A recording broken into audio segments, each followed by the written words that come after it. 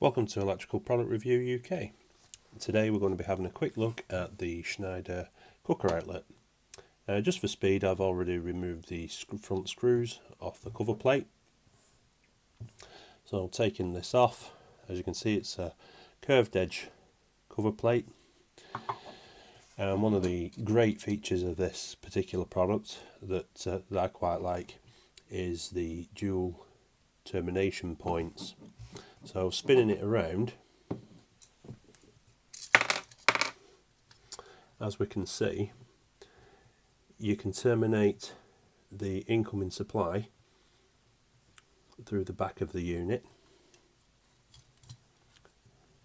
fix your box back to the wall, and then the supply to the cooker can then be fixed to the front screws of the unit, thus eliminating the necessity to try and get two 6mm cables or larger cables in a single screw, and it causes all sorts of issues, believe me, when you're at the back of a cupboard or something similar. Another good feature of this particular product is it's a solid strain relief. As you can see, it's screwed, and they're pretty generous with the screws there. Some of these things can be made out of plastic or other materials, and they do break and twist and bend and snap off. The other thing on the back of here, just to point out, actually tells you how far to strip your cables. In this case, 12mm. And just to show you what sort of depth this is, so you know what size to fit, if I hold my ruler there, you're looking around about 25mm deep, just over 26mm. Something like that, from where it actually terminates. Holding it to the faceplate itself, we're just around about 30mm. So again, not terribly deep.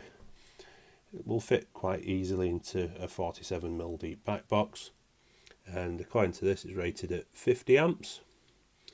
And the cable size, it's saying it will take a 6mm to 16mm twin and earth cable. They have been quite generous with the screws as well. Again, just over 25mm of screw length.